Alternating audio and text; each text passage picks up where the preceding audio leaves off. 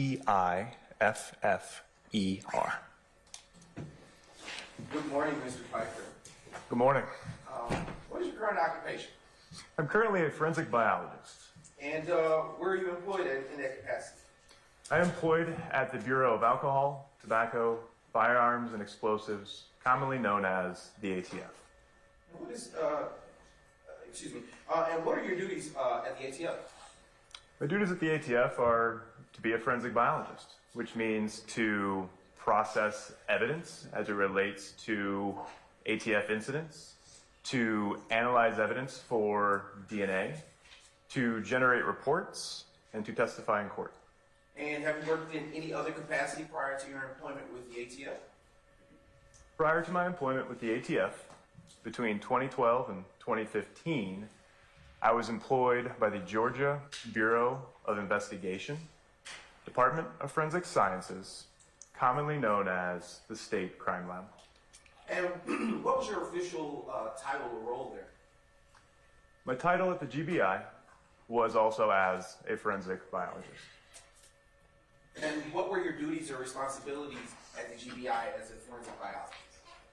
Similar to those of the ATF as a forensic biologist, the duties are the same. So my duties at the Georgia Bureau of Investigation were to process evidence from state and local agencies that was submitted to the GBI Crime Lab, process that evidence for biological material, analyze biological material for the presence of DNA profiles, generate reports, and testify in court. And can you tell the jury what your educational background is? I received a Bachelor's of Science in the specialty of genetics from Iowa State University in 2004. Okay. I am not finished, sir. and then in 2012, I received a Doctor of Philosophy, also in genetics. At that same time, I also received a graduate certificate in forensic sciences. I am now done. There we go. Yes, sir. And were you required to undergo any specialized training to become a forensic biologist? To be a forensic biologist, the specialized training really comes in on-the-job training. So at the Georgia Bureau of Investigation, I underwent a many-month training program that included oral lectures, written examinations, proctored examinations with evidence, supervised casework that ultimately culminated in a mock court. I then, once I joined the ATF, underwent that same training program, but as oversought by the ATF at that time. So that would be my specialized training in forensic biology. And Mr. Pfeiffer, do you belong to any professional organizations? I do. I belong to the American Academy of Forensic Sciences as a member of that organization. And how long have you been a part of that organization? To my recollection, it would have been around 2014 to current. And is there a certification process to become a forensic biologist with the GBI? There is a certification process, but that is not a requirement to be a forensic biologist. There's actually a small subset of forensic biologists that are certified. There's a certifying body, the American Board of Criminalistics.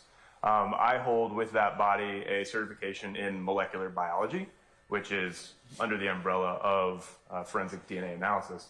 And I am current and open with that certification. Okay. And have you been previously qualified to testify as a forensic biologist and DNA examiner? In court? Yes. Yes. And about how many times? I believe this will be my 16th testimony, plus or minus one. So I want to ask you, what is forensic biology? Forensic biology is the science of analyzing evidence for the presence of biological material, looking for the presence of blood, semen, saliva, analyzing that evidence to generate DNA profiles that can be used to compare to known DNA profiles submitted from individuals to make associations to the evidence. What is DNA? What is DNA? DNA stands for deoxyribonucleic acid. It's the A's, C's, T's, and G's that you learned back in school. It's the basic building block of all life. You receive half of your DNA from your mother and half your DNA from your father. It is set at conception. It remains the same throughout your life and throughout various cells of your body. So we can use DNA from the inside of your mouth to compare to blood, or DNA from the surface of your hands. It is unique to an individual. So with the exception of identical siblings, be that twins, triplets, etc. But it's unique to an individual and can be used to draw associations of known DNA standards to evidence samples. And how is DNA deposited on items? DNA can be deposited on an item from any number of ways. As mentioned earlier, like what DNA is, blood, semen, and saliva all contain DNA. And so if any of those substances are deposited onto an item of evidence, there may be DNA there. However, there's also something called touch DNA. And so I see, sir, that you have a water bottle on the floor. Sorry, I talked directly to the jury, but as if somebody were to pick up that bottle and touch it, you would deposit DNA from the surface of your hand to that item, and that would be DNA that I could analyze as a forensic biologist.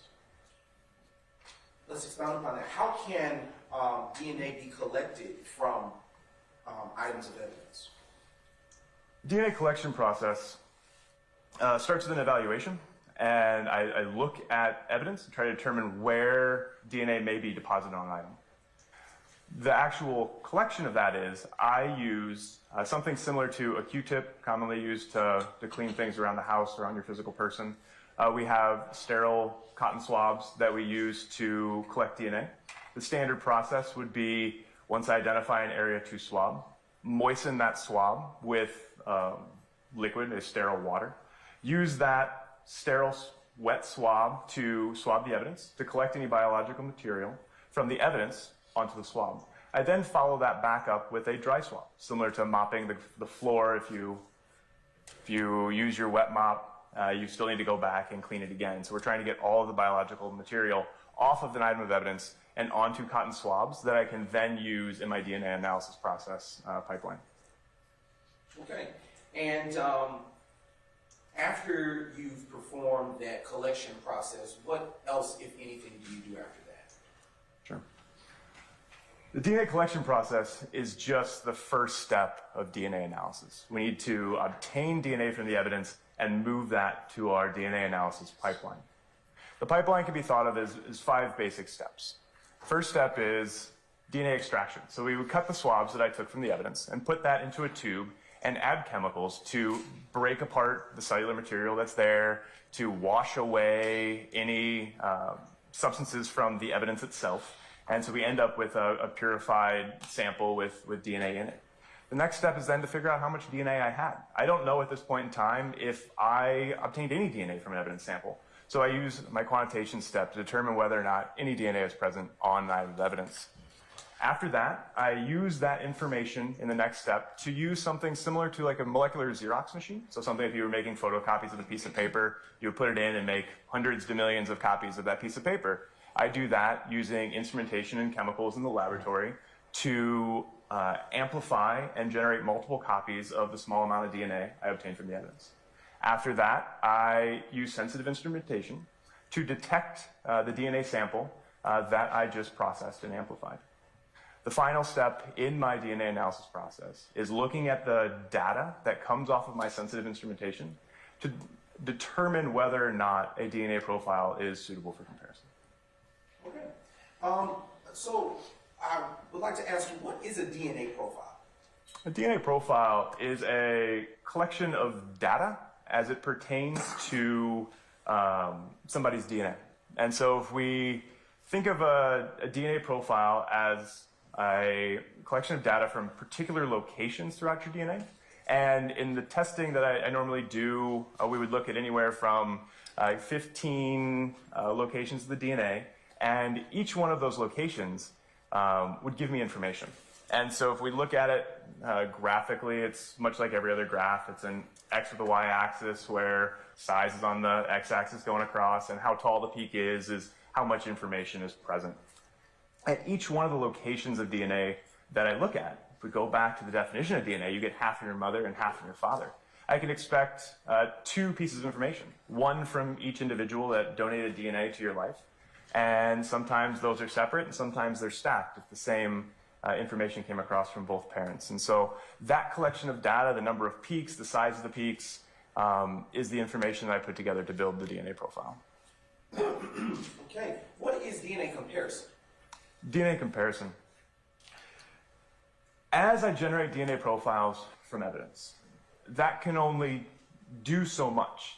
To be able to associate that or include or exclude any particular individuals from that evidence, we need to have a known standard from an individual. I would run the known standard, similar to the rest of my standard DNA testing. I would generate a DNA profile from the known standard, and then once I have all of that information for those two DNA profiles, it's as simple as looking at one, looking at the other, and determining whether or not there's a match or if they're the same. So if we think of the simplest option, a single source DNA profile to a known standard, I would expect that they would give me the same DNA information at each location that I would see in the DNA profile. And when you say a known standard, what do you mean by that? So known standards typically come in as something called a buccal swab, which is a fancy word to say just the cells on the inside of your mouth. So as known standards are collected, it's usually that same cotton swab that I use to collect from the evidence, but it's used on the inside of an individual's mouth, packaged and sent into the laboratory, saying that these samples came from this individual. Okay, and what are the potential outcomes of DNA comparison once you finish your analysis? So as I make comparisons, the basic determination is whether or not there's a possibility that somebody is included in the evidence, meaning the DNA types match, that they're similar across, or that a person is excluded, meaning that there's at least one difference in the DNA, that they're not included as a particular sample. So inclusion and exclusion with the level of testing here. What are the quality standards, if any, for DNA examination? There are various accrediting bodies for crime laboratories, such as the American Society of Crime Laboratory Directors Laboratory Accreditation Board, or ASCLD Lab, who then audit a laboratory to a certain set of standards, the International Organization Standard 17025, for example, which is what the accreditation standard for the Georgia Bureau of Investigation was when I was there. There's also another set of quality standards. These are written and published by the Federal Bureau of Investigation, and they're known as the Quality Assurance Standards, or QAS. It is also a series of requirement documents that a laboratory must meet and then are audited to on a regular schedule. Have you had the opportunity to personally perform DNA analysis? I have. Okay. And how do you determine whether a known DNA profile is consistent with a known sample profile? So as stated previously, it can be as simple as looking at a known DNA standard and comparing that to an evidence sample. So if we take just one location of DNA and I see that there's a 910 at this location and the reference standard is also a 910, at that there's an inclusion at that location, and then I do that for each location throughout the DNA profile, so up to 15 locations. And if they match it every single one of those, then every single one of those that is used in comparison then is a match. And how do you determine whether a DNA profile and a known sample are suitable for comparison? Start with known samples. Determine whether or not a known sample is suitable for comparison. It needs to meet the expectation. Known samples should be a single source DNA profile. If I receive a known sample and there's indication there's 2 or 3 people involved in that sample, I'm not going to use it any further. I'm going to make that not suitable for comparison because it is not a single person as expected. Looking at evidence samples to determine whether or not an evidence sample is suitable for comparison. And there's a list of protocols within the laboratory as governed by the 2 accrediting bodies that we previously discussed. As long as the DNA profile meets the requirements of the laboratory, if we're able to determine the number of contributors that are contributing DNA to the sample, if we're able to use our interpretation protocols, our flow charts, if they are flow charts, to determine whether or not you can pull a major contributor or pull one sample out from a larger mixture component. That, through training and experience and the laboratory's protocols, is how you end up determining whether or not a sample is suitable for comparison. And are the procedures and analysis that you have given the jury understanding of something that is generally accepted within the scientific community? They are. And are the procedures that you describe reliable and reproducible? They are. And did you follow these procedures for the case that you're currently here to testify on? I did. Your Honor, at this time, the state now moves to qualify Mr. Gregory Pfeiffer as an expert in the fields of forensic biology and DNA examination based upon his background, training, and experience, as so testified. No objection. On behalf of Mr. Williams, sir. Anybody else wish to blow out the witness? Okay. The court will designate Mr. Pfeiffer as an expert in the area of forensic biology and DNA testing. Okay, thank you. Mr. Pfeiffer, during your employment with the GBI, were you required to produce reports? Yes, there's a standard practice of my position is to analyze evidence and issue reports to that analysis. And did you prepare one for this case that you're here to talk about today? Yes, sir. I am now showing defense what has been previously provided. States Exhibits 143 Charlie, States 143 Charlie Alpha.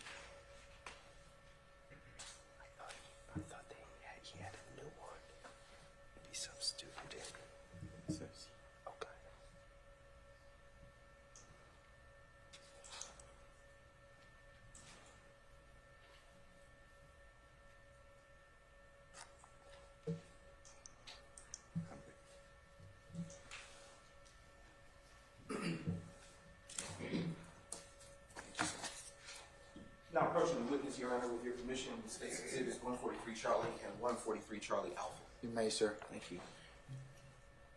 Mr. Pfeiffer, starting with States 143 Charlie, what have I just handed you?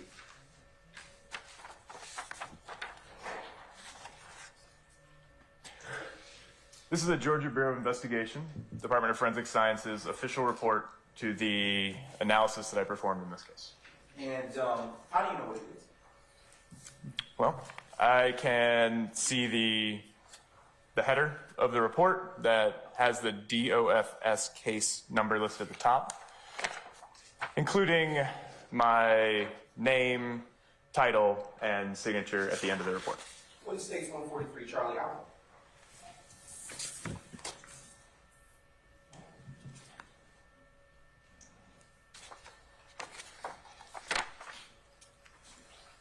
This document, 143 Charlie Alpha, is the Department of Forensic Sciences STR frequency report. In more simpler terms, this is the document that supports the statistical conclusion made and supported in this report. And how do you know that what is States 143 Charlie Alpha is? I recognize it again by the header of the report. A note by our laboratory information management system that it was inserted into the record by myself on April 2nd, 2014, and that the analyst of record on the document is Gregory Pfeiffer, which again is me. And has either exhibit States 143 Charlie or 143 Charlie Alpha been altered in any way, shape, or form?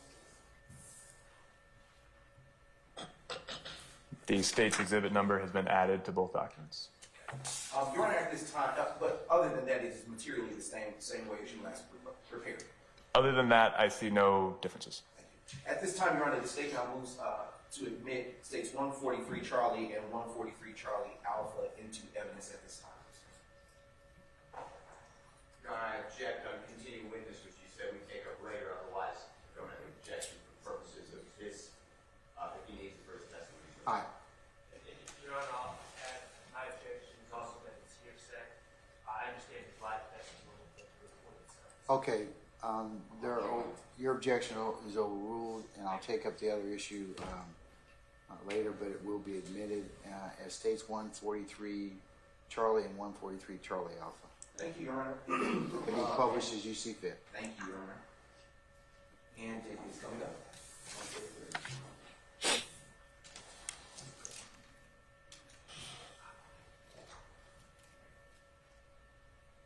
And you can turn it as opposed to, there's a screen right next to your left, which will make it a lot easier for you to view. Yes, sir.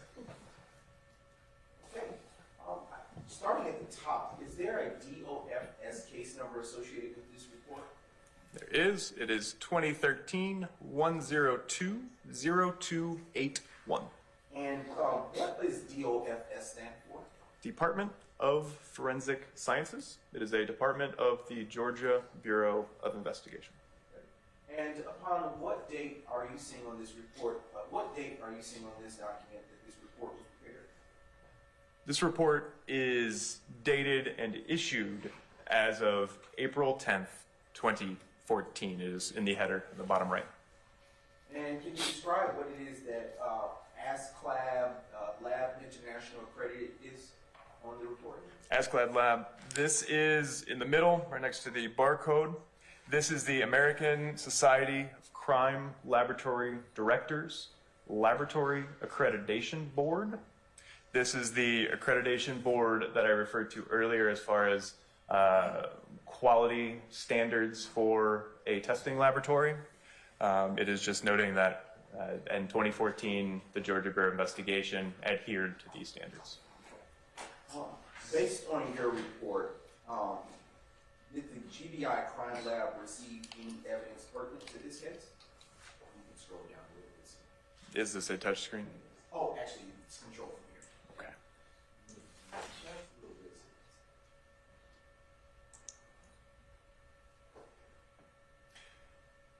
So standard on these laboratory reports, near the top of the report, there's a section called evidence. This lists the evidence that the laboratory received from the state or local agency to test for forensic means. And in this case are the samples that I tested in this case. And what did the, if you would itemize and go line by line, what you received from this, in this case? Line by line, yeah. So for clarity's sake, I'm going to start at the second main bullet on the evidence that was received on October 24th, 2013 from the Atlanta Police Department via lockbox. Evidence that comes into the laboratory comes in through a lockbox. Once it is in the lockbox, it is then accessible to the laboratory employees. The evidence that was received is a sealed package containing evidence for forensic examination. Once it was in the laboratory, it was then sub-exhibited. So Exhibit 3 is a package of evidence from the agency. Item 3A, as noted on this report, was sub-designated from other evidence, and it is a Ruger 9mm firearm bearing the serial number listed here on the report, 302-44238. The next item of evidence is item 4. It is again a package containing evidence for forensic examination. The exact items are exact forensic examinations are listed on that line item. But it was then sub-designated as 4A, which is a Taurus 9mm pistol bearing the serial number TCX 63132. The next item of evidence was Exhibit 5, again, a package of evidence that was sub-designated as 5A, a Taurus 40 caliber pistol with a serial number of SAN 09791. The next three items of evidence are the known DNA samples that we discussed earlier, samples that were taken from a particular individual, submitted to the laboratory as known samples. These are identified as items 6, 7, and 8. Item 6 are buccal swabs from one Frederick Prothrow. Item 7, buccal swabs from a Walter Murphy. Item 8 are buccal swabs from an Adrian Bean.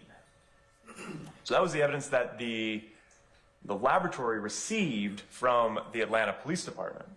The top of the evidence list, to reference that, so we can go back, these are items of evidence, as noted on the report, that were created by myself, Gregory A. Pfeiffer. They are exhibits 11 through 15. Exhibits 11 and 12 are swabs that were collected from items 4A and 5A, respectively. They are swabs of potential stain that were identified on the firearm that were outside of the requested examination, saved for future possible testing. Exhibits 13, 14, and 15 are saved DNA product, DNA extract. So I had more DNA that I needed for my testing, so we retained this within the laboratory. They are 13, 14, and 15 from items 3A, 4A, and 5A, respectively. I want to go back to a few things that you spoke about earlier during your response. When you say sub-designated, what does that mean? Great question.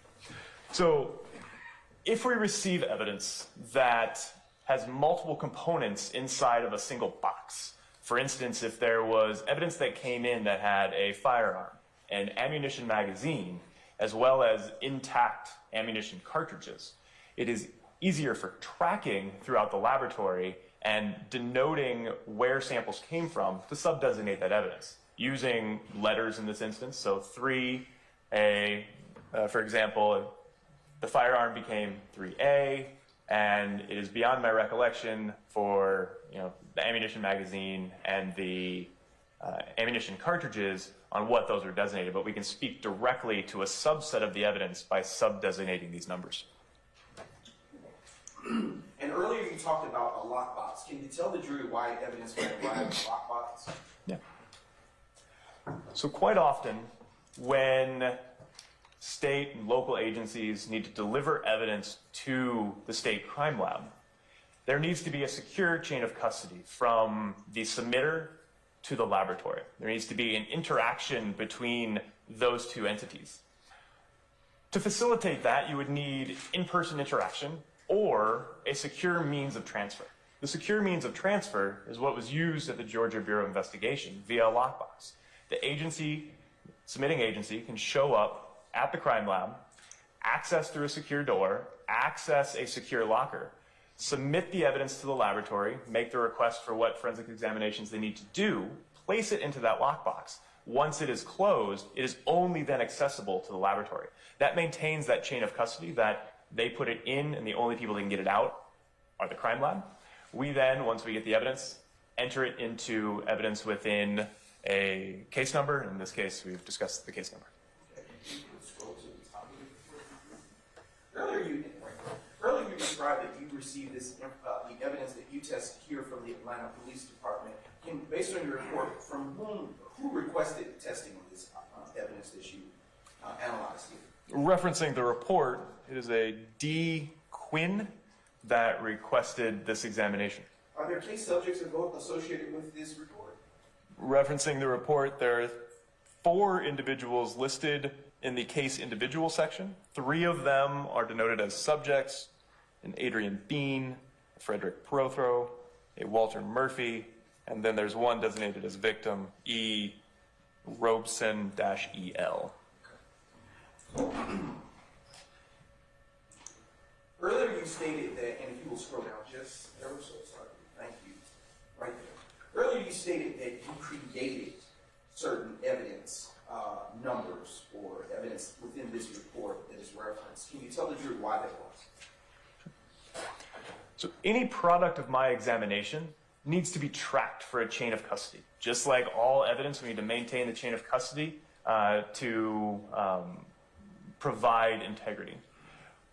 In this case, the DNA extracts that I generated, again, I did my 5-6-step process, DNA collection, extraction through profile development. If I didn't use all of the DNA, if I didn't consume the sample to generate my DNA profile, I have evidence left over at that point. I have extracted DNA that could be saved for potential retesting in the future. With that, I then create within our laboratory information management system an item of evidence, a tracking number for that evidence. Same goes for exhibits 11 and 12, the swabbing of those 2 stains on items 4A and 5A. I took swabs that I did not use in my testing, and those need to be tracked throughout our system for potential use at a later time. That's why those were all entered as new evidence or created by me through my testing process.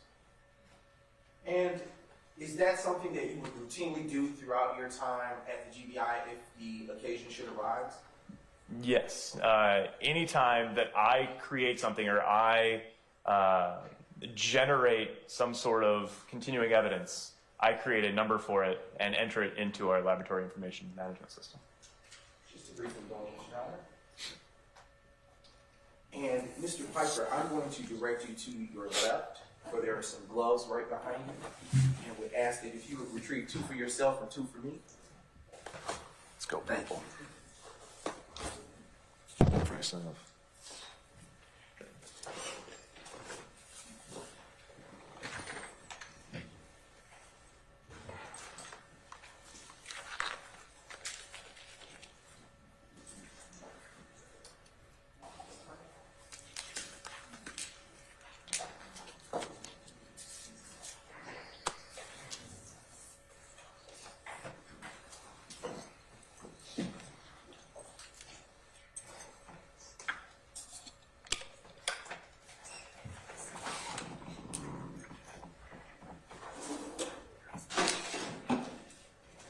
Just a brief indulgence, Your Honor.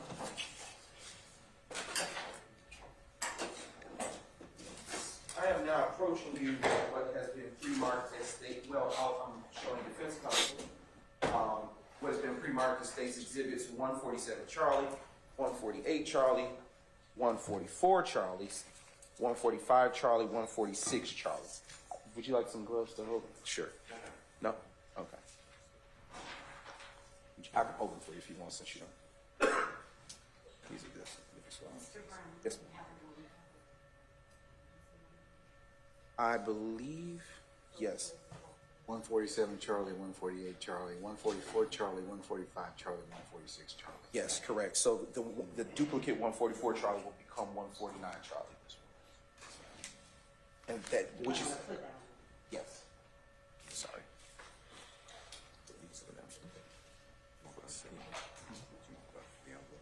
Yeah. Get some disinfectant tablets. These would be.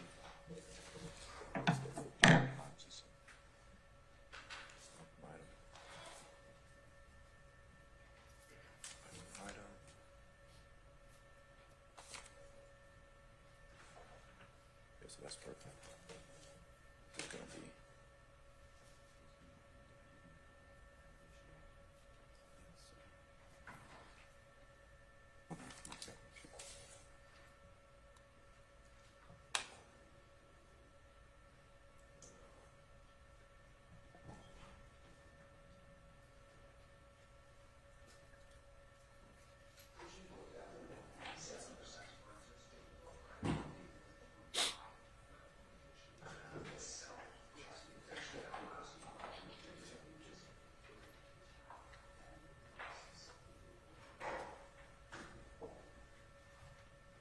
I saw you, I heard you.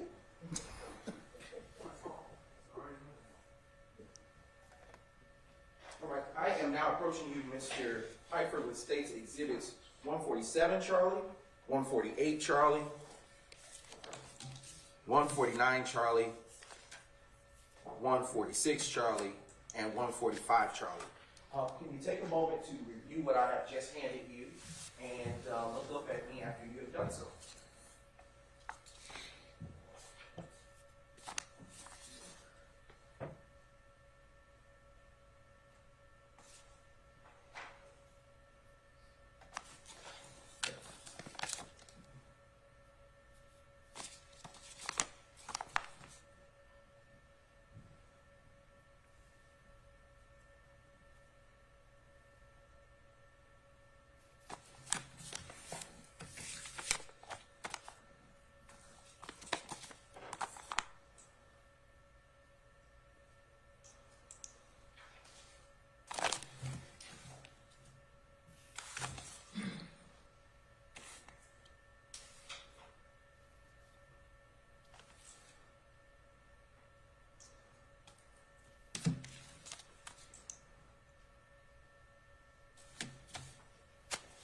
Okay. What have I handed you in form of States Exhibits 145 Charlie to 149 Charlie? Sure. 3 of these, 145 Charlie, 146 Charlie, and 149 Charlie, are the known reference samples that are listed in my report as items 6, 7, and 8. I recognize them by the DOFS case number on the sticker, as well as, it's hard to see, but across the evidence tape, as I resealed the evidence after testing, my initials, GAP, just like the store, and the date, along with the evidence sticker that includes the known reference sample names. These two, which are 147 Charlie and 148 Charlie, are the 2 exhibits that are listed at the top of the report, so DOFS numbers 11 and 12, which are swabs of stains from items 4A and 5A. Recognize these by my handwriting listing out the DOFS case number, a description written on the package, date, my initials, as well as for sealing purposes, my initials across the tape, and none of these look to have been open since I last closed them. Your Honor, at this time, the state now moves, based on the testimony, to admit States Exhibits 145 Charlie through 149 Charlie into evidence at this time. Any objection to States 145 through 149 Charlie? Yes, Your Honor. Basis. There's no foundation, but the prosecutor promised me they call Officer Benton, so I'm okay with letting it in with that condition, and that's what the prosecutor told me. All right, I'll overrule your objection at this point in time, subject to your agreement, okay? So States 145 through 149 are admitted. Maybe published as you said. All right, Mr. Pfeiffer, I handed you some scissors. You can start with States 145 Charlie and open it with the scissors.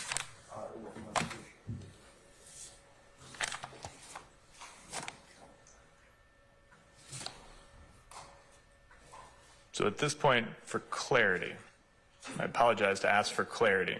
To open this, I do not know what is inside of this. For evidence integrity, I don't have a clean surface. I'm not wearing proper PPE, so I will open, just want to open it with that understanding. Yes, please open. Yes, sir.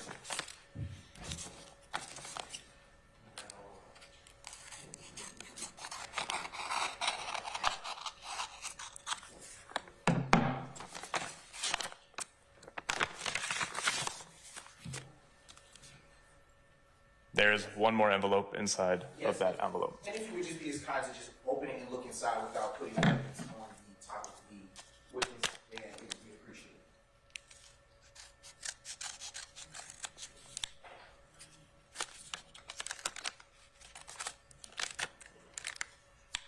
Would you like me to remove the evidence? You can just look inside and tell the jury what you see inside. Yes. So inside this package, there are cotton swabs, similar to the Q-tips we discussed earlier. They're wooden sticked with a cotton flocked end, and these are the buccal samples from identified as Walter Murphy. Okay. All right. Let's transition to State's Exhibit number 46, Charlie.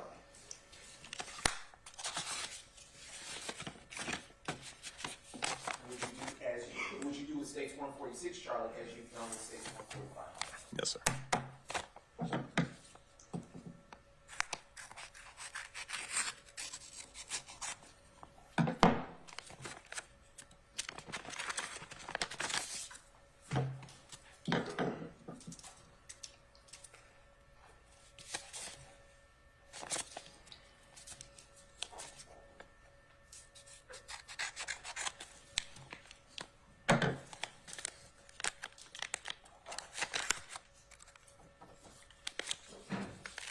The evidence inside of this package is the same. They're wooden stick cotton swabs.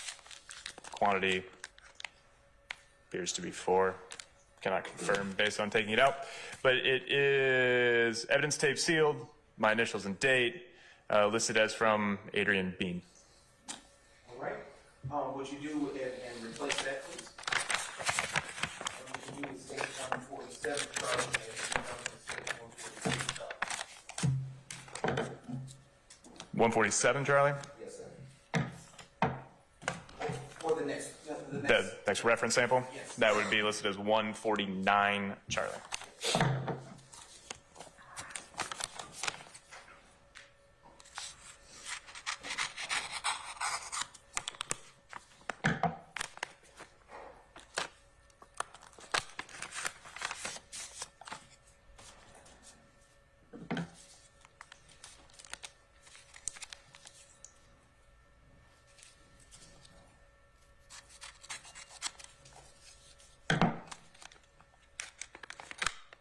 Guess the wrong end.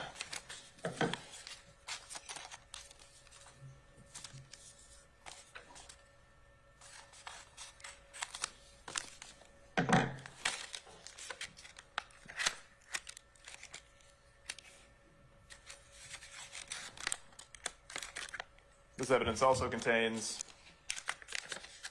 swab wrappers containing the swab sticks, again, wooden stick, cotton end, identified as Frederick Prothrow. And as with State 149, Charlie, when you do the same with 147, Charlie, understanding what that's good. I have never done this, but I would recommend against opening this on the stand as it will compromise the integrity of the evidence for future testing. Your Honor, I believe we could open the evidence and present it as such, provided the court has no objection. Well, he's telling you he recommends you not open it. So I'm going to follow his direction, okay? So, And I'm gonna follow you. okay, all right. So, All right, I'm gonna reclaim these exhibits from you. That works. All right. let me ask you something. Can you open it up in a controlled or in another space and let everybody look at it? I could, if you provide me some bleach, a mask, a lab coat, brand new gloves, Okay. proper PPE, or either in the court or outside, I would be happy to open it. Okay, all right. We're gonna follow your instructions. I think we'll defer for the time. Okay. All right. And I am now going to approach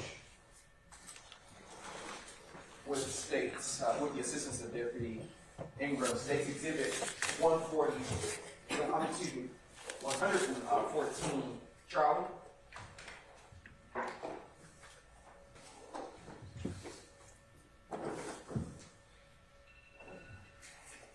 But prior to doing so, Your Honor, I am going to allow defense counsel to see State's 114, Charlie.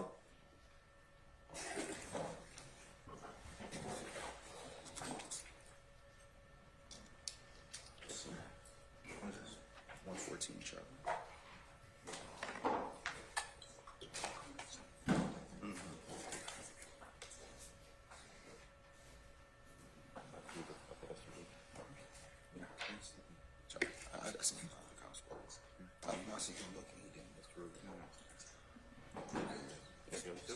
Yep. We're gonna do it subsequently.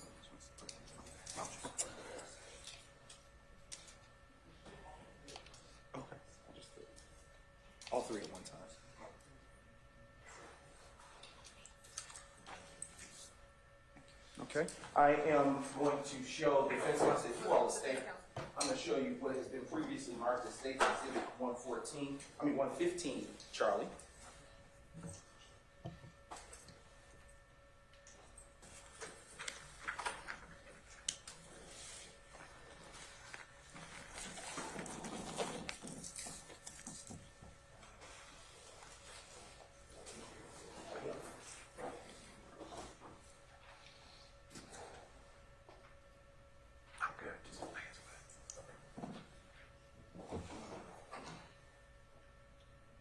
And I am now going to show defense counsel which was previously marked as well as States 116, Charlie.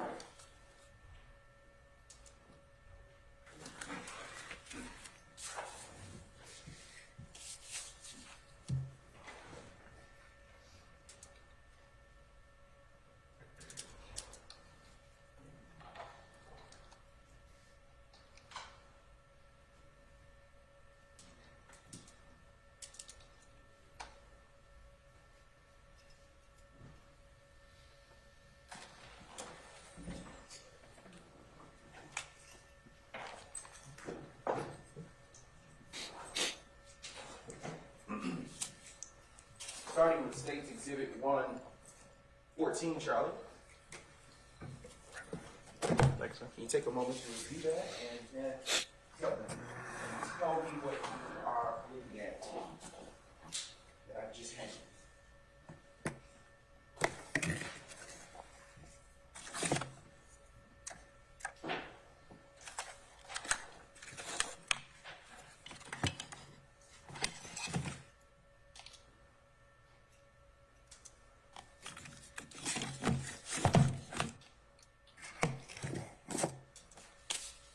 This item contained in this box, 114 Charlie, is DOFS item number 3 in its entirety, which contains 3A. I recognize this based on the DOFS case number written on the sticker, my initials, and date across the evidence tape on the box. Okay. Bless you. I am now going to reclaim from you States 114 Charlie. We'll show you what has been also pre-marked as States 115 Charlie, which has already been shown to defense counsel. And with the last exhibit, would you please open that exhibit and tell me what it is that I'm handing?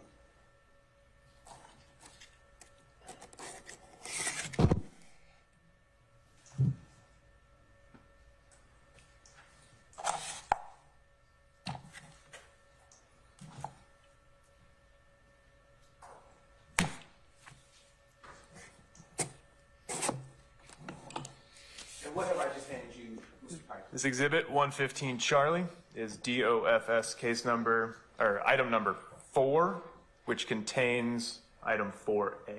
And what is item 4A? Item 4A is one Taurus 9mm pistol bearing the serial number TCX 63132.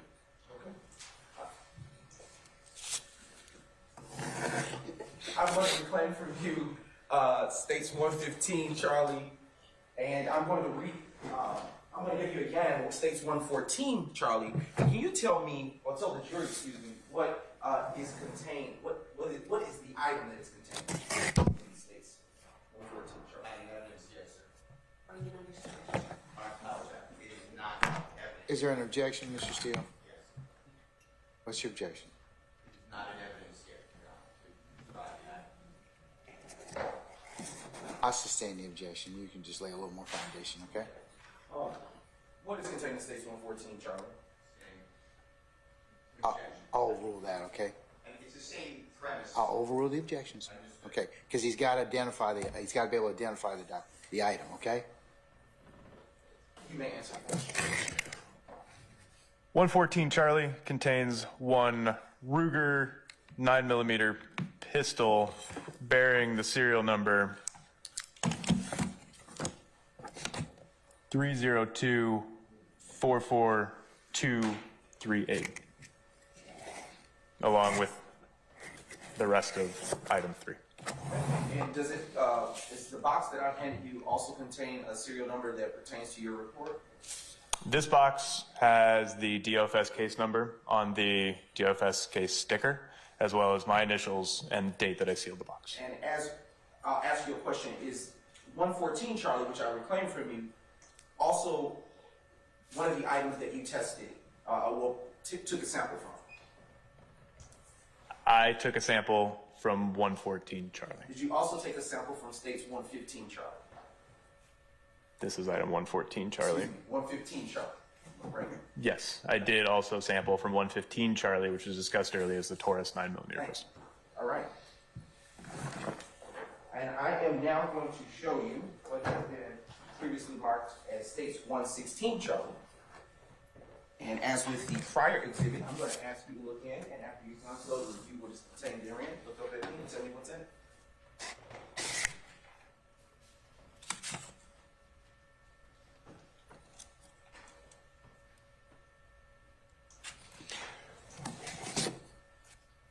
.116 Charlie contains DOFS item number 5, which is one Taurus 40 caliber pistol bearing the serial number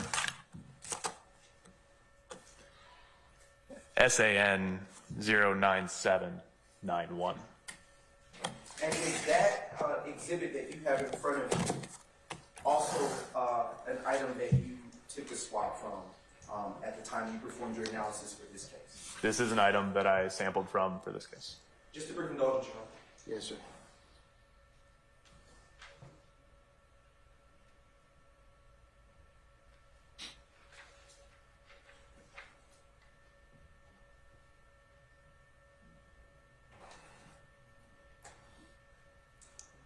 Did that conclude your involvement in this case?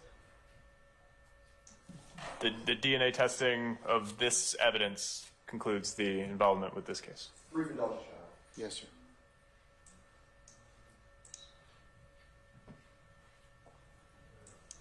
At this time, Your Honor, the state now moves to admit into evidence states 114 Charlie, 115 Charlie, 116 Charlie. Any objection to states 114, 115, or 116 Charlie? Your Honor, based upon our previous agreement, I won't object, but if it's not moved up. You can renew your objection at that time. Okay, all right. That's fine. All right, states 114 Charlie, 115 Charlie, and 116 Charlie are admitted subject to additional foundation. All right. And maybe publish to jury as you see fit. Thank you, Your Honor. With respect to your report, the analysis that you concluded, can you tell the jury what your conclusions were with respect to your test? Would you like me to go through the whole Yes. testing Item by item. and response, item by item?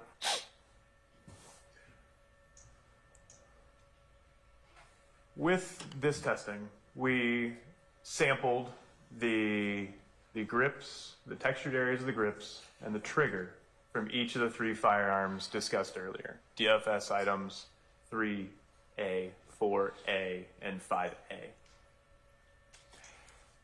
Grouping them for clarity, the DNA profiles obtained from 3A and 5A were not suitable for comparison. They were both at least 3 individuals contributing to that DNA profile and were not suitable for comparison. The DNA profile obtained from item 4A was also from at least 3 individuals, as noted in the report. And we were able to identify a major contributor that was suitable for comparison in that profile. Within the report, this is identified as the first DNA profile. It is a profile that is suitable for comparison. The other components of that mixture, persons 2 and 3, were not suitable for comparison, so we didn't draw any conclusions or any comparisons to those components. There was a comparison made to the major DNA profile from item 4A. We compared that DNA profile to the known standards from Frederick Prothero, from Walter Murphy, and to Adrian Bean. The comparison showed that there was Walter Murphy was a possible contributor to the major component DNA profile obtained from item 4A. The other two individuals were excluded as possible contributors to this profile. So that means that Frederick Prothrow and Adrian Bean were excluded as contributors to the major component of item 4A.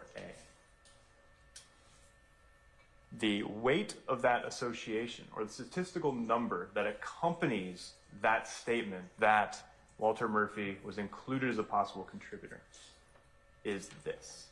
Assuming the major component is a single contributor, the probability of randomly selecting an unrelated individual within the population is 1 in 5 trillion Caucasians and 1 in 230 billion African Americans. Earlier, you stated just a few moments ago that they were not, that the results that you got were not suitable for comparison, to use your words. Can you tell the jury what you mean by that? Sure. A profile is either suitable for comparison or not suitable for comparison based on the laboratory's protocols and the analyst's training and experience. For example, if there is a 4 or 5 or more individuals contributing to a DNA profile, the complexity is just far too great for the DNA analyst to make associations to that profile. If there isn't enough information within a DNA profile to draw conclusions, that profile is also not suitable for comparison. And so in this case, with items 3A, the DNA profiles obtained from items 3A and 5A were not suitable for comparison based on the laboratory's protocols and my training and experience at that time. Was there, and in the process of your analysis, was there something that was suitable for comparison?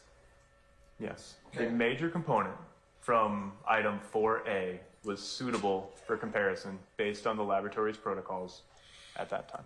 Okay, and what was the result of that comparison analysis?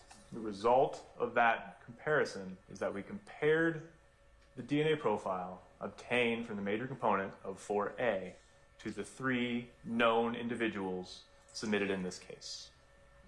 Frederick Prothrow and Adrian Bean were excluded as possible contributors to that major component. Walter Murphy was included as a possible contributor to that major component, given the statistics stated earlier. Okay. How were you able to say that there were 3 contributors to the mixtures on the submissions of 3A and 5A? Based on the information that we have of how DNA works, we get half from our mother and half from our father. And if we remember, there are locations of DNA. The DNA you obtain from your mom and the DNA you obtain from your dad are both going to show up at each location. And so at each location of DNA, I have an expectation for a single individual that at most I'm going to see 2 peaks, right? 1 from mom, 1 from dad. As more individuals contribute to a DNA sample, I'm going to see more peaks. If I see 4, expectation of 2 individuals. If I see 6, expectations of 3, continues on with that level. Knowing that it isn't always that simple because there could be stacking of similar DNA types between individuals or within the same individual if you receive the same DNA type from your mother and your father. But that is part of the protocols and the training experience to be able to interpret the DNA profile. But looking at the number of peaks and the relation of the peaks in those DNA profiles, we were able to determine that it was at least 3 individuals contributing to those samples. And Mr. Pfeiffer, did that conclude your involvement with this case? Yes, sir.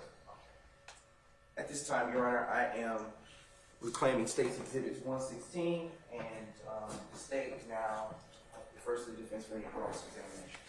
Okay. Ladies and gentlemen, we want to take a comfort break first? Okay, all right. Councilors, and jurors, we're going to be in recess for about maybe 5-10 minutes to allow everybody to take comfort. We'll come back, okay? All right. All rise.